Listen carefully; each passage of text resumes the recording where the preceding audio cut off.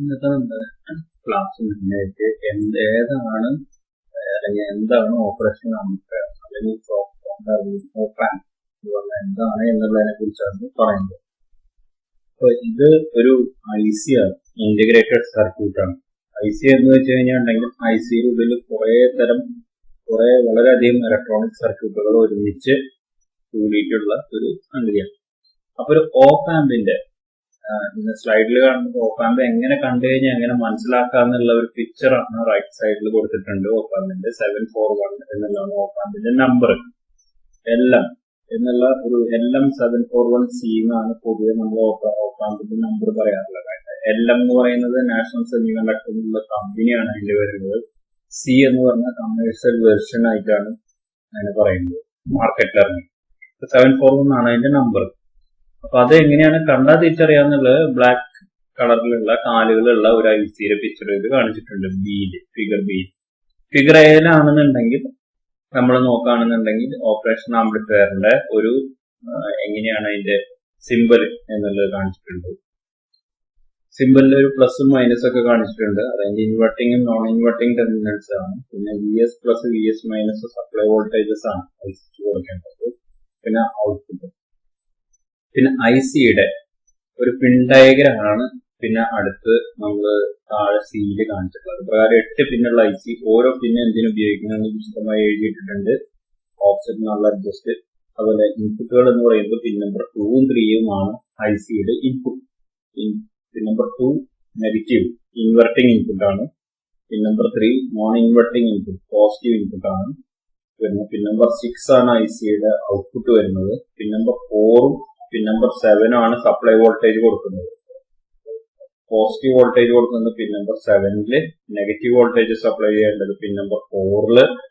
അത്രയൊക്കെയാണ് ഈ ICയുടെ പിൻ ഡയഗ്രത്തിനെ കുറിച്ച് നമുക്ക് എക്സ്പ്ലെയിൻ ചെയ്യാനായിട്ട് ഉള്ളത്.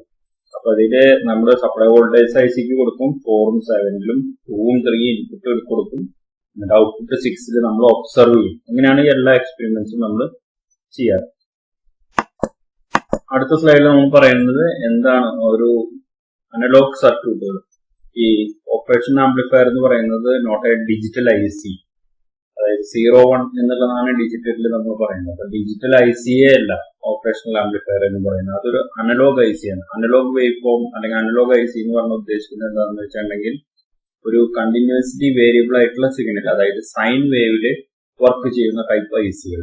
അപ്പൊ ഒരു അനലോഗ് സർക്യൂട്ടിന്റെ ബിൽഡിംഗ് ബ്ലോക്ക് ആയിട്ടാണ് നമ്മൾ ഇത്തരം ICകൾ ഉപയോഗിക്കുന്നത്. പിന്നെ ഇത്തരം IC ഉപയോഗിക്കുന്നതുകൊണ്ട് ഇവിടേക്ക് മാത്തമാറ്റിക്കൽ ഓപ്പറേഷൻസിലാണ് കൂടുതലും ഇത്തരം ICകൾ ഉപയോഗിക്കുന്നത്. അഡീഷൻ, സബ്ട്രാക്ഷൻ, ഇന്റഗ്രേഷൻ, ഡിഫറൻസിയേഷൻ മുതലായവ ചെയ്യാനായിട്ട് നമുക്ക് 741 IC ഉപയോഗിച്ച് സർക്യൂട്ടുകൾ ഉണ്ടാക്കാൻ സാധിക്കും.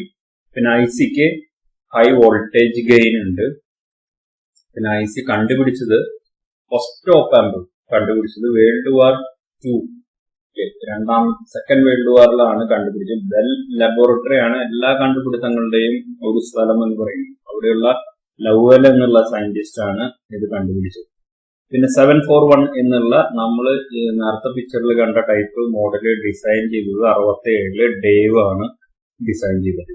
അപ്പൊ അത് പ്രകാരം പിന്നെ ബാക്കിയുള്ളത് ഞാൻ എക്സ്പ്ലെയിൻ ചെയ്ത പോലെ തന്നെ സ്ലൈഡിൽ എഴുതിയിട്ടുണ്ട്. പോസിറ്റീവ് എന്ന് പറഞ്ഞാൽ നോൺ ഇൻവെർട്ടിംഗും നെഗറ്റീവ് എന്ന് പറഞ്ഞാൽ ഇൻവെർട്ടിംഗ് ഇൻപുട്ട് ആണെന്നും. പിന്നെ ഈ ഓപ്പറേഷൻ ആംപ്ലിഫയറിന്റെ ഔട്ട്പുട്ട് എന്ന് പറയുന്നത് എപ്പോഴും ആംപ്ലിഫൈഡ് ഫോമിലായിരിക്കും.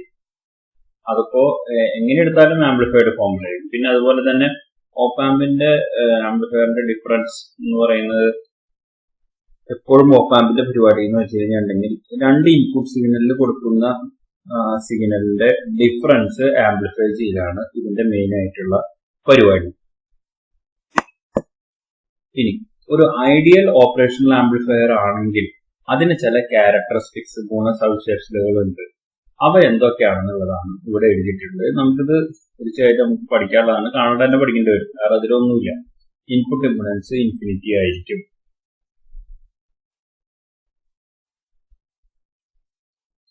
ഇൻപുട്ട് ഇംപെഡൻസ് ഇൻഫിനിറ്റി ആയിരിക്കും. ഔട്ട്പുട്ട് ഇംപെഡൻസ് 0 ആയിരിക്കും. ഇൻപുട്ട് ഇംപെഡൻസ് ഇൻഫിനിറ്റി എന്ന് പറഞ്ഞു കഴിഞ്ഞിട്ടുണ്ടെങ്കിൽ ഇൻപുട്ടിലോട്ട് അധികം കറണ്ട് ഒഴുകില്ല. ഔട്ട്പുട്ട് ഇംപെഡൻസ് 0 എന്ന് വെച്ചിട്ടുണ്ടെങ്കിൽ ഓപ്പാമ്പിന് കുറെ അധികം ഡിവൈസസിനെ ലോഡ് ചെയ്യാൻ പറ്റും, ഡ്രൈവ് ചെയ്യാൻ അതിന് പറ്റും. അതാണ് op-amp can drive any load impedance to any voltage. കാരണം ഔട്ട്പുട്ട് ഇംപെഡൻസ് 0 ആയതുകൊണ്ടാണ് അവയ്ക്ക് എപ്പോഴും ഏത് ലോഡ് ഇംപെഡൻസ് ഉള്ള ഡിവൈസിനാണെങ്കിലും ഡ്രൈവ് ചെയ്യാനായിട്ട് വർക്ക് ചെയ്യിപ്പിക്കാനായിട്ട് പറ്റുന്നു. പിന്നെ അതിന്റെ ബാൻഡ് വിഡ്ത്ത് ഇൻഫിനിറ്റി ആയിരിക്കും op-ampന്റെ. പിന്നെ ഓഫ്സെറ്റ് വോൾട്ടേജ് എന്ന് പറയുന്നത് 0 ആയിരിക്കും. ഓഫ്സെറ്റ് വോൾട്ടേജ് എന്ന് പറഞ്ഞാൽ ഉദ്ദേശിക്കുന്നത് നമ്മൾ നോർമലി op-amp വർക്ക് ചെയ്യുന്ന നേരത്ത് അതിന് സപ്ലൈ വോൾട്ടേജ് കൊടുക്കും. ഇൻപുട്ടിലൊന്നും നമ്മൾ കൊടുത്തില്ല എന്നുണ്ടെങ്കിൽ ഔട്ട്പുട്ടിൽ എന്തെങ്കിലും വോൾട്ടേജസ് വരുന്നുണ്ടോ എന്ന് നമ്മൾ നോക്കും.